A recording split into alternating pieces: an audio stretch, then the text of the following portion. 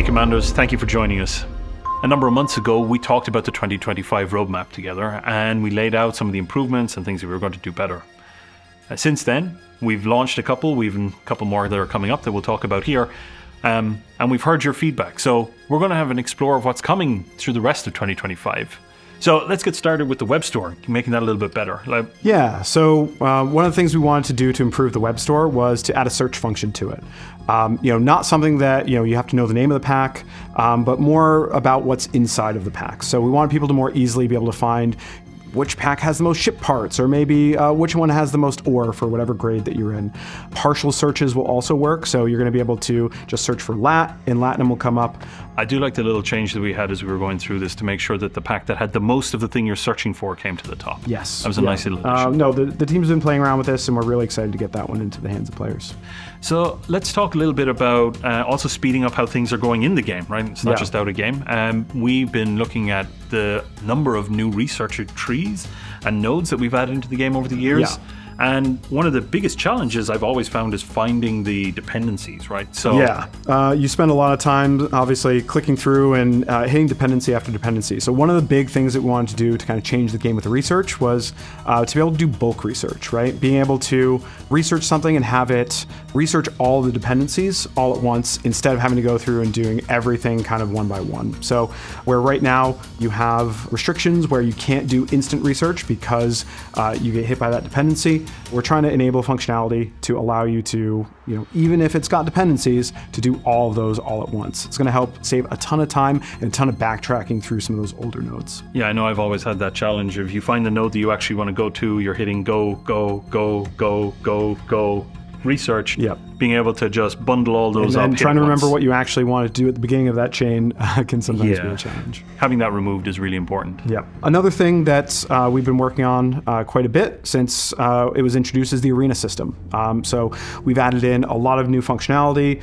We've made a lot of changes to it, right? We've changed the number of players that can be in an arena. We've done a lot of improvements to try and increase stability, but we've got some new functionality that the team has been investigating to try and deal with matchmaking, which has been the number one piece of feedback that we've had so far. Yeah, so matchmaking is a perennial challenge in any game.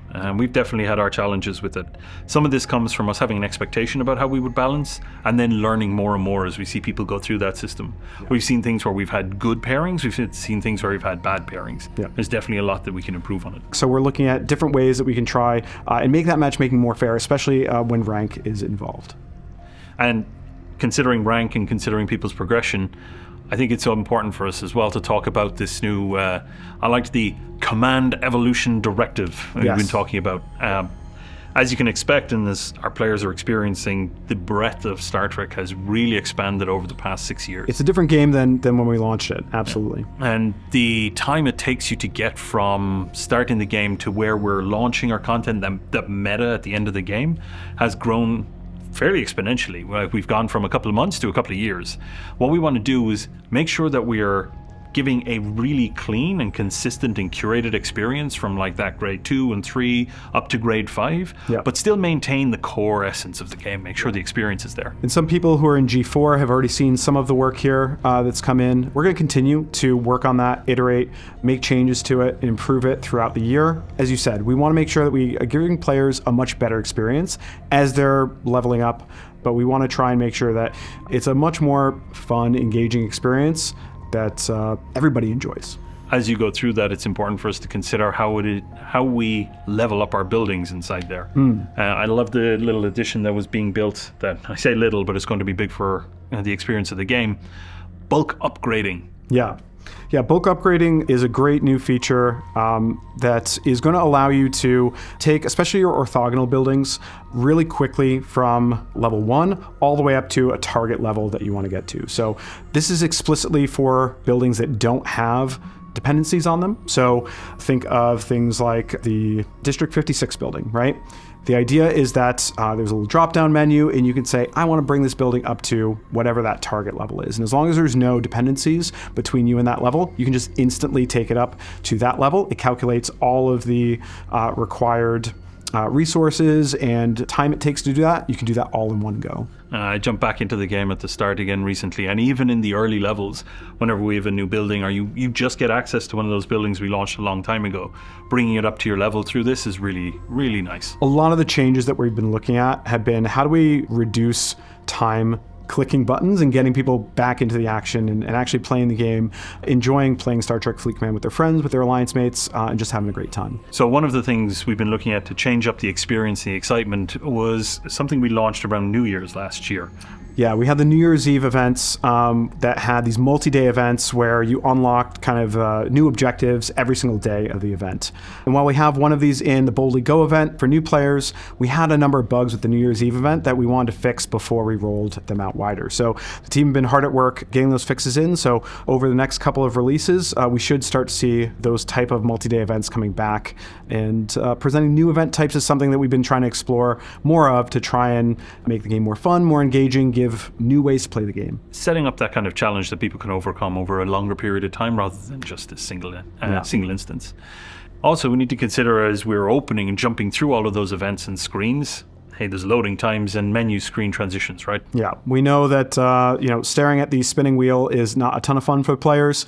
We're trying to do everything we can, and we've got a couple of really exciting prototypes that the team have been looking at to try and reduce the number of screen transitions and the amount of time that you spend staring at screen loading and actually getting people back into the game and playing it and having fun. The really interesting thing in those is that even shaving like a second or a little bit here and there makes a huge difference to the experience. And so we're looking for ways that we can create those efficiencies. Yeah, and we're looking at doing that all across the game, from system loading screens, loading into the event screen, loading into the store. We're trying to find all the different places that we can, again, just make that experience a lot more joyful. And I got to step us back out of the game as well, because as we're building and improving the experience, we also got to consider that just like we had with the search function, we're looking at other ways we can improve the website as well. I saw the effort that we were putting together to make it easier to plan for events, right? So the event calendar. Yeah. So one of the things that we know, people obviously want to know what events are on, what's coming up in the future. One of the ideas that we want to pursue is a web event calendar. So you can actually go in to stfcspace.com and actually see all the upcoming events, interact with those, get a little bit more information, rather than just having that pop-up that has the 2D image that we have at the start of the tentpoles. That's obviously helpful, but it'd be way easier for you if you could actually go on and be able to interact with that and get a little bit more information. Yeah, making sure that all of our players, all the alliance can properly coordinate and understand what they want to engage with. Yeah, absolutely. Oh, one more thing, Paul. We forgot about the bulk refine. Oh, yes, bulk refine. Bulk refine is something that we teased in our 2025 roadmap update, and this is going to be coming in our next update. So this is a great one. It's going to allow you to bulk refine everything in each refinery tab with a single tap. So you'll be able to go into every single refinery option, select how many bundles you want to refine. You can quickly go in and edit that, and you can get information about everything you're going to refine right at the top level there. So, we've had some internal play tests of this feature, and it's taken things down from, 15, 20 minutes. I don't know how long it takes you to go through your refinery, but we've taken that down to, less than a minute, I think, of actually going through and being able to get everything you want. As we said, really what we want to do is get people back into the game and not, clicking buttons. Yeah. Yeah, the effort to make it like set up and forget. So you set up all your refineries, you understand what you're going through, you understand how much of each resource you've got, and then you can just run through each one of those categories and complete all the refineries without clicking through. Yeah. I do know that some of the team have been using a test build on the game for themselves, and they're accepting all of the bugs and problems and issues that they've had with using the wrong client on the main game. Yeah, we're excited just to make sure this one they're able out to get this thing into going. the hands of the players in our next update. And so, I think it's going to be a great year, everybody. Catch you later, Commanders. Yeah, it's been great. Live long and prosper.